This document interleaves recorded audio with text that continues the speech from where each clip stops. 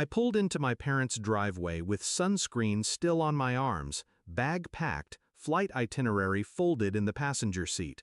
My mom opened the front door, already in her sun hat, smiling like a woman with a secret.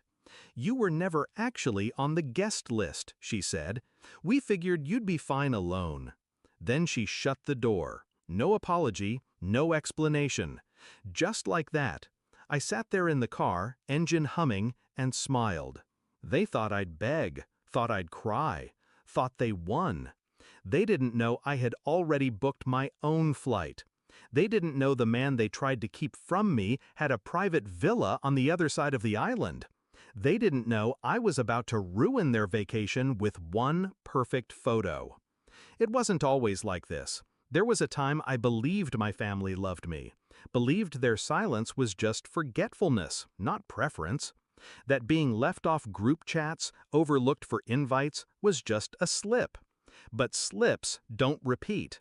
Slips don't sting. Slips don't send $5,100 payment requests labeled "your share." They didn't even ask if I wanted to go. They just assumed I'd pay to be excluded. My mom said it was easier this way. "You've always been independent," she smiled, like that was a compliment.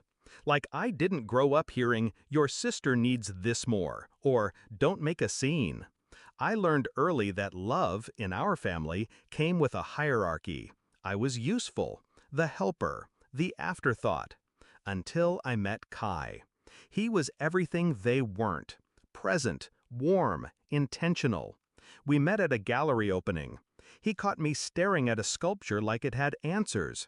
He said I looked like I belonged in places that never made me feel welcome.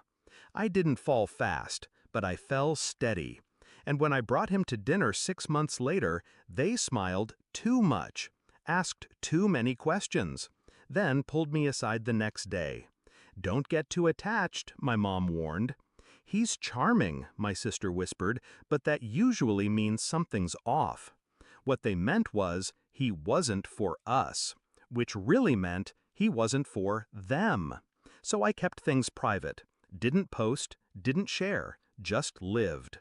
And in that silence, I saw their true colors bleed through. 1 week before the Hawaii trip, I found out through a tagged photo, my entire family was already planning the vacation. Villas booked, flights reserved. Everyone but me. I called my mom. She said it slipped her mind. "We just didn't think you'd want to come." Then the invoice arrived. $5,100. My share. I laughed, out loud, alone in my kitchen. Then I sent $1, with a note, "You'll have a surprise." Kai offered to cover everything. I told him no. This wasn't about money. It was about message. So I used my savings, booked the same flight, 1 row ahead of them, first class. They didn't notice me. Too busy taking selfies, too busy pretending I didn't exist. I landed 20 minutes earlier, took a private car to the North Shore.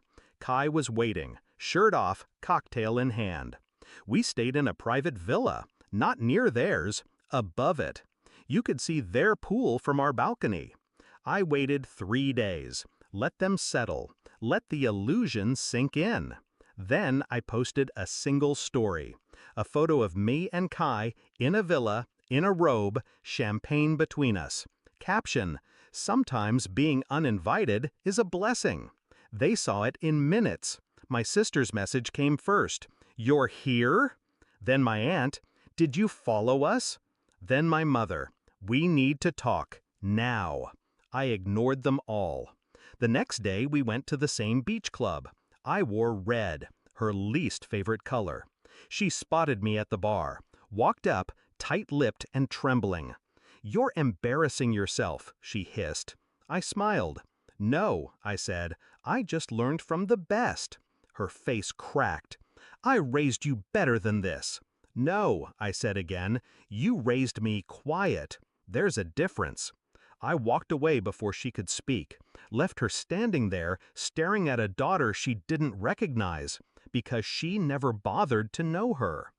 By the time I got back to the villa, my phone was a war zone. But one message stood out. It was from Kai. "You were always the guest of honor to me." I stood on the balcony, looked down at their villa.